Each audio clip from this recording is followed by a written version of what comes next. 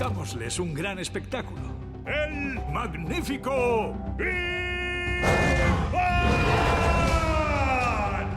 ¿Por qué querrán tener a un gorila enfadado? Porque es una espalda plateada. Aterroriza a los humanos. I read about the process of making the film, and it sounds really complex. You said it was like making two movies.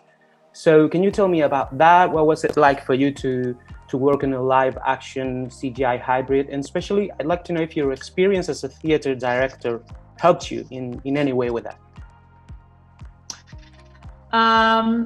It was very much like making two movies. So in essence, what we did was, the first thing was to record for the initial voices for all the animals that would be animated. So we did quite a lot of work on that first, and then we recorded them in order to give those voices and those chosen performances to my animators, because without the voice, the animator cannot begin the process. So we did that first during pre-production.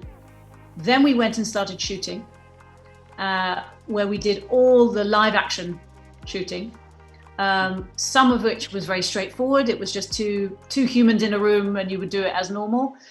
Sometimes it was obviously more complicated, because if any of the humans had interaction with the animals, we had to have various ways, whether it was a puppet, whether it was a stand-in, whether it was a man on calipers, to represent the animal, so that the human in the shot always had something to work with.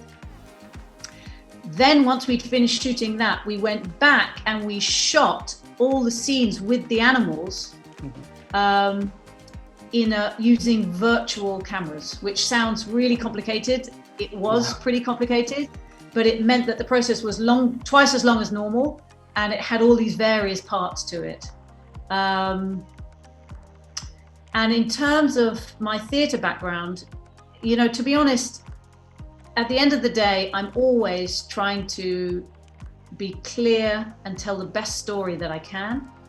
And I work with the best actors that I possibly can and try to help them to produce the best performance that they can give.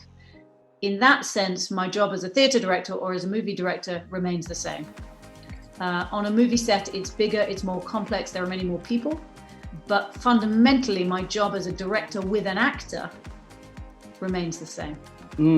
The real Ivan did not go out for 27 years. Did you ever think that this story about this group of characters confined, you know, not being able to go outside, desiring to get to be free, would be so timely? And do you think the pandemic will affect or change in any way the experience of the audience, you know, as compared to what you set out to do with it?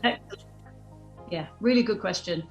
Of course, when we set out to work on this movie, which was nearly 3 years ago, the notion of COVID-19 and a worldwide pandemic and lockdown and confinement was not something that any of us knew about. We, of course, were affected quite quickly, because we knew that our release date, which we always wanted it to be in the summertime so that the kids could go and see it during the summer holidays, we knew very quickly that this was going to be affected. And so we made a very quick decision, the studio. Luckily, Disney now have Disney Plus, which even a year ago wouldn't have been possible. So we're all blessed that we had the option of doing that. Now, we thought, do we just hold on to it for maybe a year and we think about doing it next year? But we all decided very quickly that there are parallels. There are parallels with this extraordinary time that we've all lived through. And I hope, and I'm very hopeful, that the feeling of freedom and all the heartwarming issues that come up through the film can actually provide a very good basis for anybody who gets to see it in this moment.